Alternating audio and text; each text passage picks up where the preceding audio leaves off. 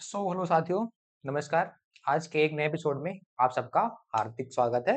तो आज जो है काफ़ी दिनों बाद मिले हैं, इसके लिए हम क्षमा चाहेंगे क्योंकि कुछ ज़रूरी काम की वजह से थोड़ा बाहर जाना पड़ा था, इसलिए थोड़ा क्लासें जो हैं आपकी स्टॉप रह गई थी।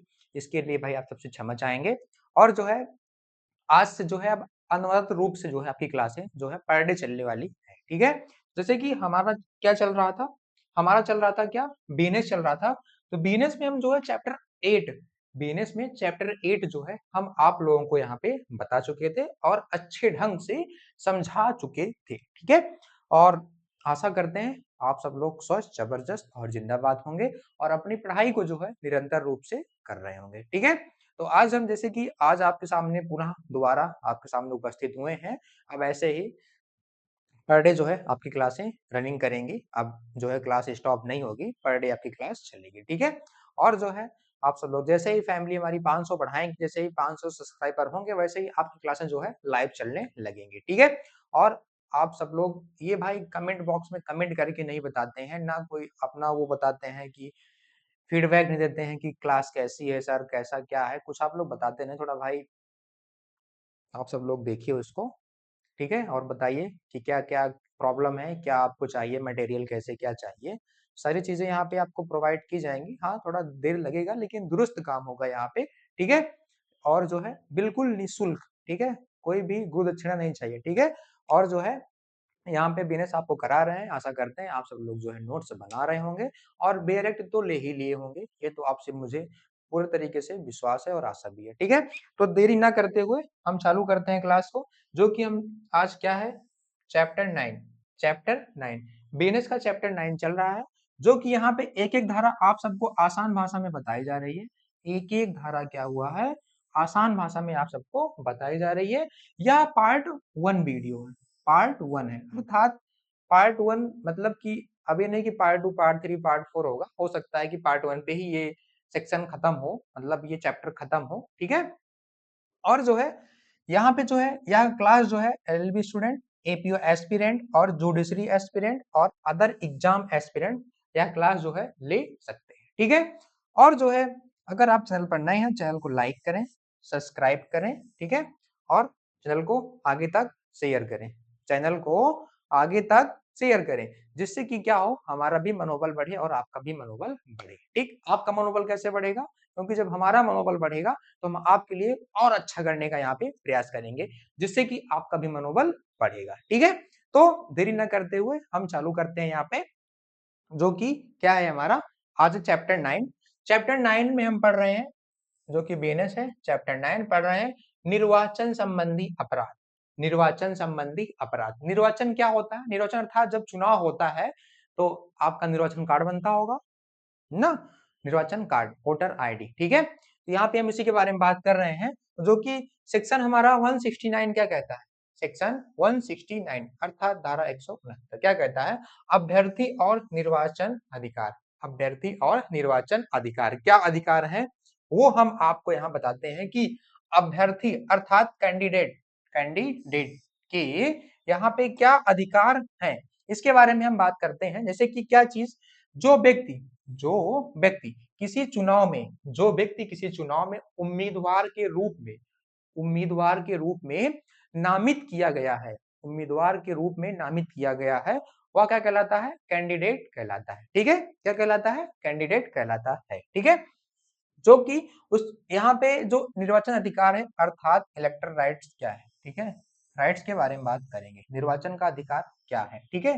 किसी व्यक्ति का अधिकार, किसी व्यक्ति का अधिकार चुनाव लड़ना, चुनाव न लड़ना, उम्मीदवार पद से नाम वापस लेना, उम्मीदवार पद से नाम वापस लेना, वोट देना, वोट ना देना, ठीक है?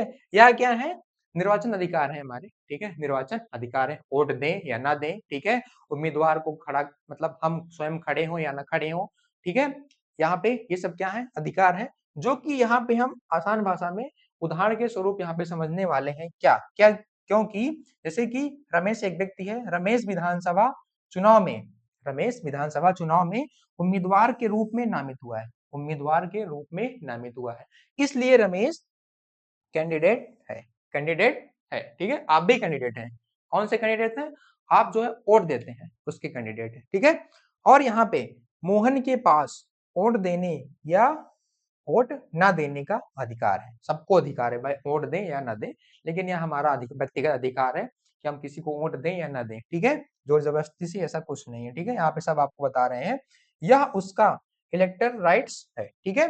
जैसे कि जो यहाँ पे सजा का प्रावधान है धारा 169 स्वयं कोई अलग सजा निर्धारित नहीं करती है, यह मुख्यतः परिभाषा वाली धारा है, इसमें जो है कोई सजा का प्रावधान नहीं है, आप वोट दें या वोट ना दें, ठीक है। यहाँ पे कोई भी सजा का प्रावधान नहीं है, ठीक है। और जो है यहाँ पे जैसे कैंडिडेट कोई खड़ा होता है इलेक्शन में, वह रिटर्न बैठ जाता है, फिर जो है अपना नामांकन वापस कर लेता है, यहाँ पे ऐसा भी कोई यहाँ पे प्रावधान नहीं किया गया है, ठीक है। कि जैसे कि वहां पे वो खड़ा हुआ उसके बाद फिर जो है अपना नामांकन वापस कर लिया तो उसके ऊपर सजा का प्रावधान होगा, ऐसा कुछ नहीं है, ऐसा कुछ नहीं है, ठीक है। तो आगे बात करते हैं हम यहाँ पे। अब हम बात करते हैं धारा 170 रिश्वत ब्राइबेरी, ठीक है। धारा 170 रिश्वत अर्थात ब्राइबेरी के बारे में बात करेंगे, जो कि आसान भाषा में यहाँ पे समझेंगे कि आसान भाषा में जब किसी व्यक्ति को उसके वोट देने या किसी अन्य चुनावी अधिकार का प्रयोग करने के लिए पैसा लाभ दिया जाता है तो वह रिश्वत हो सकती है। जैसे कि घर में आएंगे पर व्यक्ति पर वोटर व्यक्ति को 500 रुपए दिया जाएगा, बढ़िया। जैसे कि घर में 10 व्यक्ति हैं, 5 नाम 50, ठीक, 5000 ऐसे हो गए, आराम से बढ़िया गए और डाले या डाले। दूसरा कोई व्यक्ति कैंडिडेट आया, वो भी 500 रुपए दिया, उसका भी 5 नाम 50, 10,000 हो गए, 10,000 10,000 रखे जेब में, अब चाहे और दो या ना दो। ये क्या है, रिश्वत है, क्योंकि ऐसा करना नहीं चाहिए, ठीक है। कर भी सकते हो, जब नेता लोग ऐसा करते हैं तो हम तो आम आम नागरिक है, हम क्यों नहीं कर सकते हैं। जब नेता लोग जनता का खून चूस रहे हैं, लूट रहे हैं, वो लोग ऐसा कर सकते हैं, हम तो आम आदमी है, हम क्यों नहीं कर सकते हैं। करना चाहिए, सब लोग करिए भाई, सबसे पैसा लीजिए, जिसका मन हो उसको वोट दीजिए, ठीक है, कोई दिक्कत नहीं है। तो यहाँ पे जैसे कि बात हो रही है कि पैसा लाभ दिया जाता है तो यह रिश्वत हो सकती है, ठीक है। रिश्वत के मुख्य रूप क्या हो सकते हैं, रिश्वत के मुख्य रूप क्या हो सकते हैं। पहला क्या है, रिश्वत देना किसी व्यक्ति को चुनावी अधिकार के प्रयोग के लिए क्या करना, अगर मतलब वहां पे अधिकार को उसको पैसा देना कि क्या करना कि जैसे कि उसको पैसा दिए कि आप मुझे ही वोट देना, आप मुझे ही वोट देना, ठीक है, सर्टिफिकेशन देना, ठीक है। और सेकंड क्या है, रिश्वत लेना किसी चुनावी अधिकार का प्रयोग करने के लिए क्वालिफिकेशन लेना, सेम सेम है। तीसरा क्या बात करेंगे, रिश्वत देने की पेशकश सिर्फ पैसे देना, जरूरी नहीं है कि देने की मतलब पैसा देने का ऑफर या एग्रीमेंट भी धारा में शामिल हो, ऐसा कुछ नहीं है कि आपके ऊपर आपका एग्रीमेंट करा ले कि आपको ही मुझे वोट देना, ऐसा कुछ नहीं, ठीक है। और जो है नंबर 4 क्या है, रिश्वत लेने की कोशिश, रिश्वत लेने की कोशिश के लिए सहमत होना, रिश्वत जैसे आप रिश्वत लेके सहमत हो कि हाँ मैं आपको ही वोट दूंगा, ठीक है। और यहाँ पे बात हो रही है प्रयास करना, ये भी महत्व है, ठीक है। महत्वपूर्ण अपवाद है कि किसी उम्मीदवार द्वारा केवल पब्लिक पॉलिसी की घोषणा या पब्लिक एक्शन का वादा करना अपने आप में इस धारा के तहत क्या है, ब्रेवेरी नहीं है, अर्थात यहाँ पे रिश्वत नहीं है, ठीक है। जैसे कि उदाहरण के स्वरूप बात करेंगे हम यहाँ पे कि उम्मीदवार ए कहता है मुझे वोट दो, मुझे वोट दो, मैं तुम्हें क्या करता हूं, उसके बदले मैं पैसा देता हूं कि तुम मुझे ही वोट देना। जैसे कि एक व्यक्ति जो है ए है और एक व्यक्ति कैंडिडेट बी है, बी कैंडिडेट ए से कहता है कि आप मुझे वोट दो, मैं आपको 2,000 दूंगा, 2,000 दूंगा। उसके तो चेहरे खिल गए भाई, बल्ले बल्ले हो गए, 2,000 मिल गया, जेब में रखा बढ़िया, गया लगाया भी गया, मतलब पिया खाया तो वो लगाया भी गया नहीं, ठीक है, गया। अब चाहे वोट उसको दे चाहे ना दे, और वैसे दूसरा एक कैंडिडेट आया, मैं तुमको 3,000 दूंगा, आप मुझे वोट देना, उसका भी पैसा जेब में रखो, काम खत्म, टाटा बाय बाय। ठीक है। यह चुनावी अधिकार को प्रभावित करने के लिए रटिफिकेशन देने का उदाहरण है, ठीक है। जो कि यह सजा धारा 170 अपराध बताती है, इसकी सजा धारा 173 में दी गई है, ठीक है, सेक्शन 173 में दी गई, जो कि अभी हम आपको बताने वाले हैं, ठीक है। जैसे कि कोई कैंडिडेट ऐसा करता है तो आप उसके ऊपर केस कर सकते हैं, ठीक है, उसके ऊपर आप केस कर सकते हैं, उसको जो है कैंडिडेट से उसको हटा दिया जाएगा और क्या होगा कि उसको सजा का प्रावधान है, जुर्माने का भी दायी होगा। अगर ऐसा कोई कर रहा है तो आप वीडियो बनाने के बाद उसको आप एक FIR कर दीजिए, कोर्ट में एक याचिका दायर कर दीजिए, बस उसका खेला खत्म, वो जीत गया पहले। ठीक है, तो हम यहाँ पे बात करते हैं धारा 171 निर्वाचन में अनुचित प्रभाव। क्या है अनुचित प्रभाव, उसके बारे में जानते हैं। यहाँ पे जब कोई व्यक्ति मतदाता के स्वतंत्र रूप से वोट देने के अधिकार में अलग तरीके से दखल देता है या दखल देने की कोशिश करता है दखल देने की कोशिश करता है, तो यह क्या होगा, एंड्यू इन्फ्लुएंस हो सकता है, अर्थात निर्वाचन में अनुमति प्रभाव। जो कि इसकी मुख्य बातें क्या हैं, मुख्य बातें यह हैं कि धमकी देना, किसी उम्मीदवार या मतदाता को किसी प्रकार की क्षति की धमकी देना कि मुझे वोट नहीं दोगे तुम्हारा ये हो जाएगा, वो हो जाएगा, ऐसा कर दूंगा, वैसा कर दूंगा। ठीक है, और दूसरा बात करें तो धार्मिक या आध्यात्मिक डर पैदा करना, किसी व्यक्ति को यह डर दिखाना कि अगर वह किसी खास तरीके से वोट नहीं देगा तो उसे दैवीय अप्रसन्नता या आध्यात्मिक दंड का सामना करना पड़ेगा। उसको जो है क्या कर रहा है, भड़का रहा है ऐसा करने के लिए, अगर वोट नहीं दोगे तो। क्या हर दबाव अपराध है, यहाँ पे बात करेंगे। अगर आपको कोई ऐसा कह रहा है तो क्या वह हर दबाव अपराध माना जाएगा, बिल्कुल माना जाएगा। ठीक है, जैसे कि क्या हर दबाव अपराध है, ऐसा नहीं है, लेकिन दबाव अपराध नहीं होता है। आप जो है उसके ऊपर क्या करते हैं, उसके ऊपर FIR कर सकते हैं अगर आपके ऊपर कोई दबाव बना के जबरदस्ती वोट दिलवाने का काम करवा रहा है तब। ठीक है, जैसे कि यहाँ पे बात करें कि कानून में दिए गए वैध अधिकार केवल प्रयोग आदि चुनावी अधिकार में हस्तक्षेप करने का इरादा ना हो तो इस धारा में इंटरफेरेंस नहीं माना जाएगा। ठीक है, इसी तरह पब्लिक पॉलिसी की घोषणा या पब्लिक एक्शन का प्रॉमिस मात्र भी अपराध नहीं माना जाएगा। ठीक है, जैसे एग्जाम्पल के थ्रू यहाँ पे बात करते हैं तो ए मतदाता है, बी से कहता है, एक मतदाता ए है और एक बी है। ए जो है बी से कहता है, क्या कहता है, अगर तुम मेरे उम्मीदवार को वोट नहीं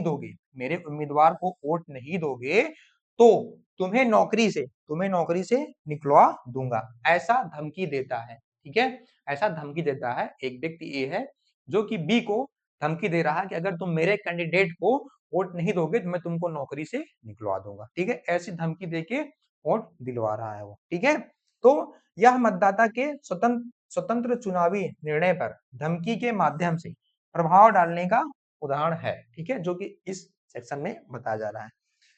ठीक है, जो कि यहाँ पे अधिकतम जो है सजा क्या है, 1 वर्ष तक का कारावास है या जुर्माना या दोनों से दंडित किया जा सकता है। ठीक है, आगे बात करते हैं। यहाँ पे हम आगे यहाँ बात करेंगे क्या है, धारा 172 क्या है, 172 निर्वाचन में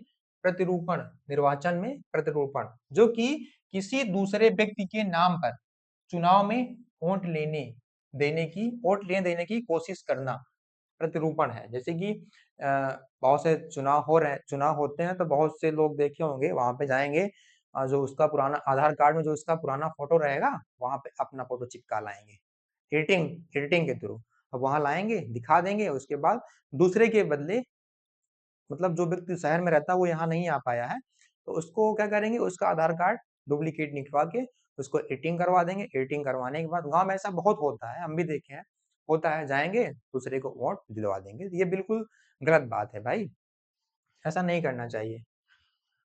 किसी जीवित व्यक्ति के नाम पर वोट लेना, किसी जीवित व्यक्ति के नाम पर, हाँ भाई ऐसे भी देखा गया, जो व्यक्ति मर गए उनके नाम भी वोट पड़ जाते हैं।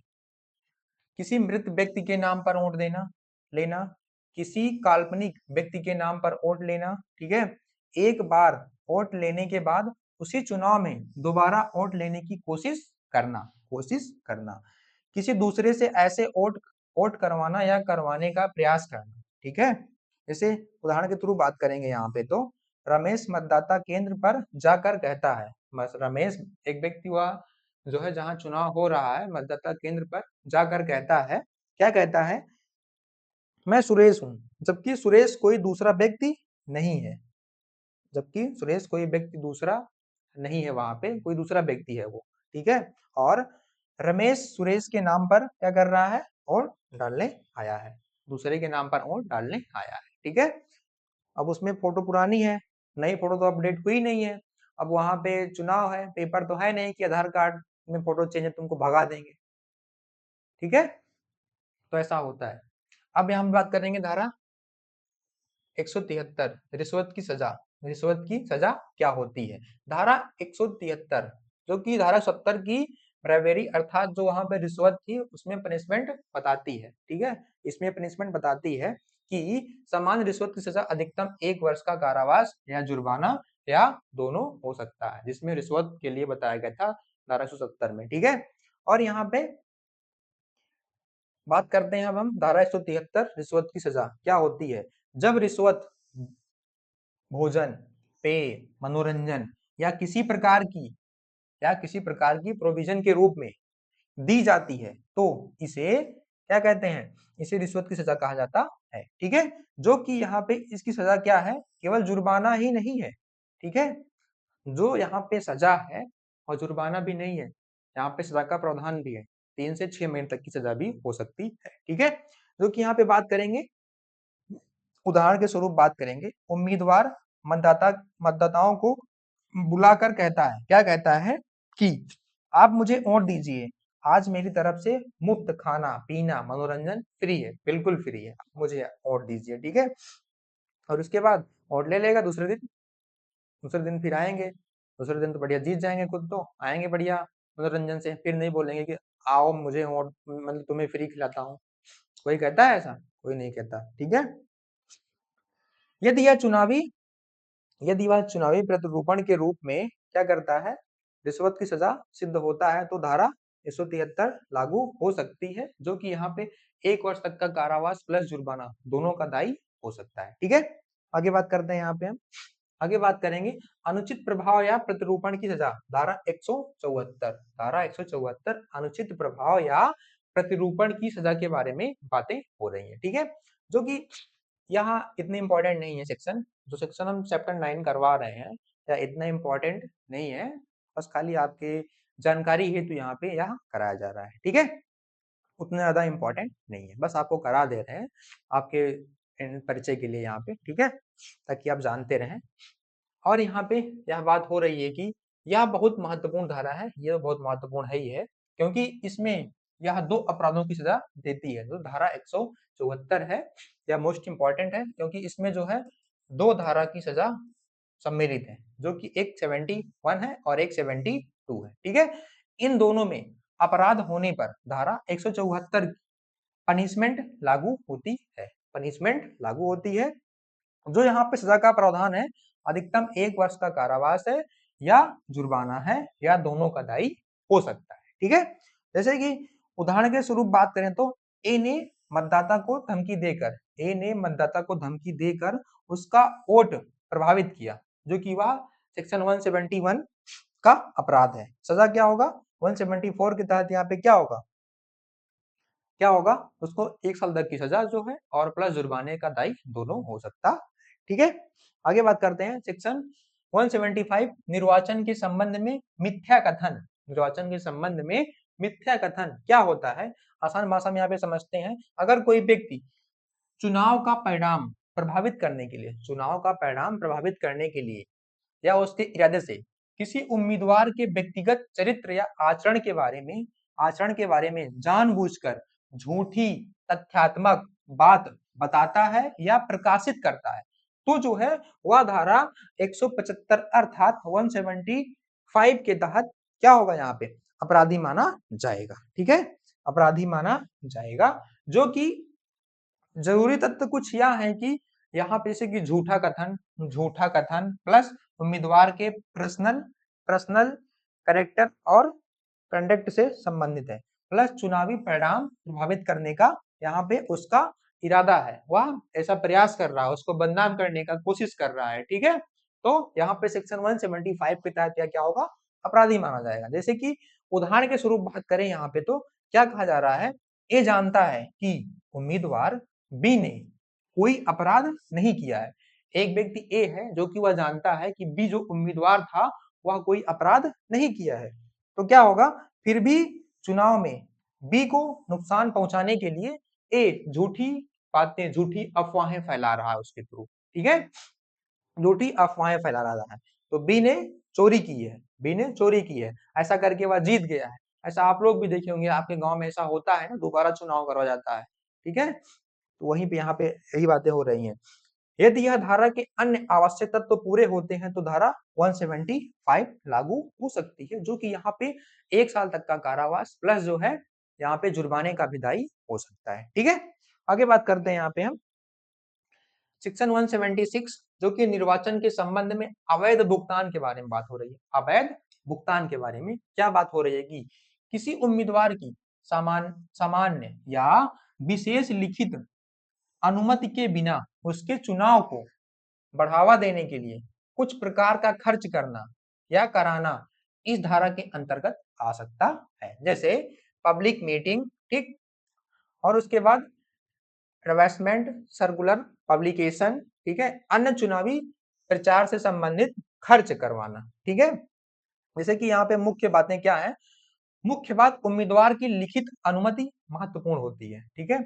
और जो है जैसे सबसे सबसे ज्यादा अगर आपको ऐसे सेक्शन का वो जो आसान भाषा में हम आपके लिए लेके आए हैं यहाँ पे, अगर वो समझ में नहीं आ रहा है, आप सब लोग 110% है कि एग्जाम्पल से जरूर समझ जाता हूँ, क्योंकि एग्जाम्पल से समझने में अर्थात उदाहरण से समझने में बहुत आसानी हो रही होगी, ठीक है। और जो है कमेंट बॉक्स में आप सब लोग अपनी सहमति जरूर दे भाई, ठीक है। जैसे कि एक व्यक्ति ए किसी उम्मीदवार जो कि बी की अनुमति लिए बिना उसके पक्ष में चुनावी विज्ञापन छपवाता है, अर्थात प्रेस, प्रेस मतलब जो पेपर में छपवाता है, ठीक है, चुनावी क्या, चुनावी विज्ञापन पेपर में छपवाता है, उसका खर्च खुद करता है, उसका खर्च खुद करता है, जो कैंडिडेट है वो नहीं करता है। परिस्थितियों के अनुसार धारा 176 लागू हो सकती है, जो कि यहाँ पे अधिकतम 10,000 तक का जुर्माना हो सकता है।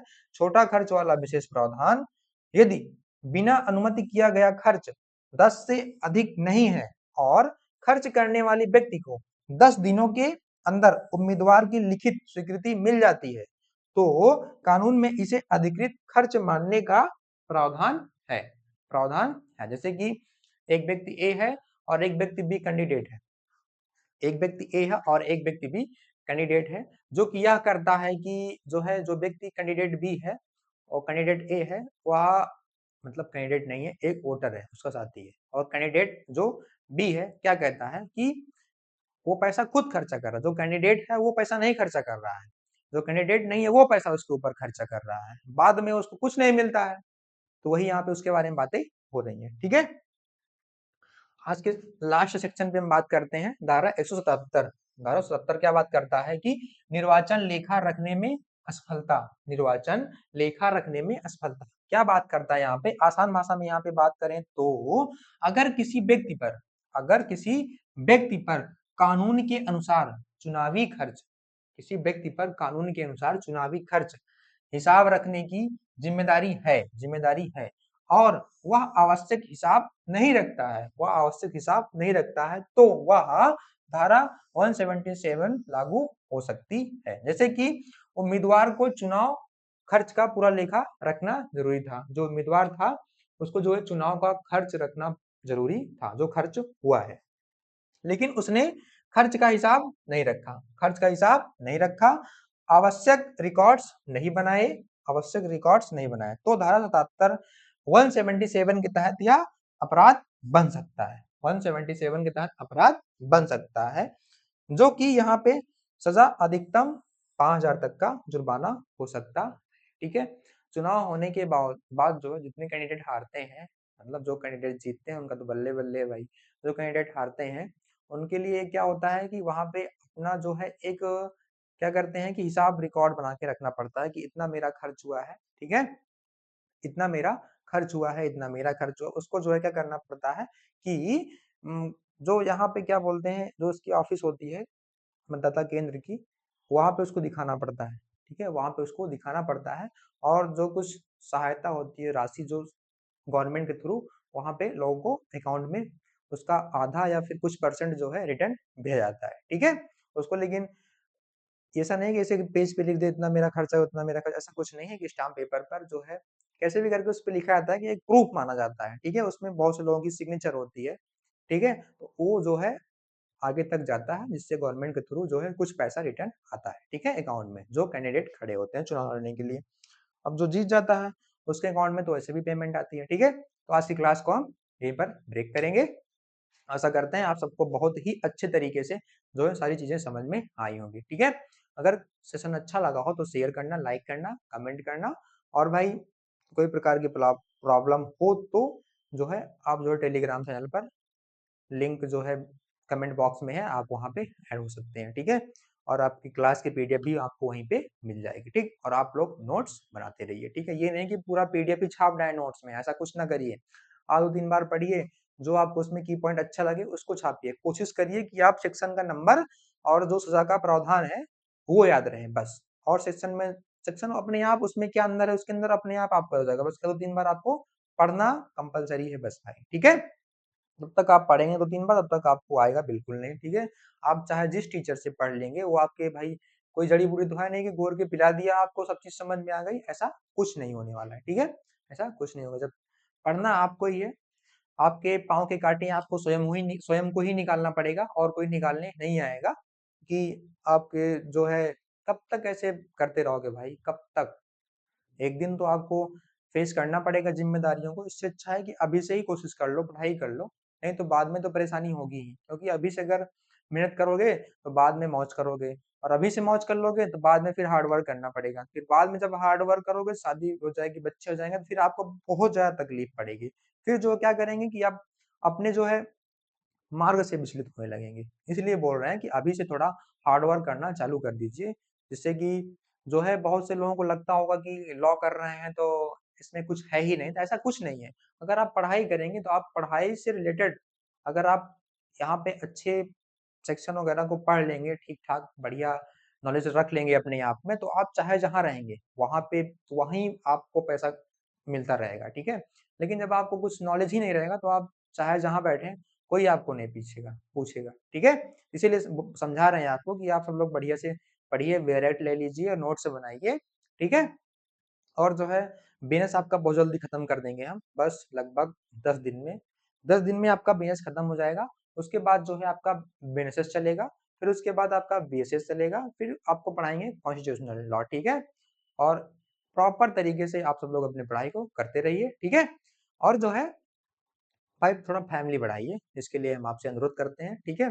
जिससे कि थोड़ा क्लास लाइव चलाएँ, तो क्लास लाइव चलाने में थोड़ा और अच्छा फ़ील हो, आप सबको भी अच्छा लगे, ठीक है? तो आज की क्लास को हम यहीं पर ब्रेक करेंगे, ठीक है? और आशा करते हैं आप सब लोग स्वस्थ, ज़बरदस्त और ज़िंदाबाद होंगे, अपनी पढ़ाई को जो है सुचारू रूप से कर रहे होंगे, ठीक है? तो आज की क्लास को हम यहीं पर ब्रेक करते हैं। जय हिंद, नमस्कार।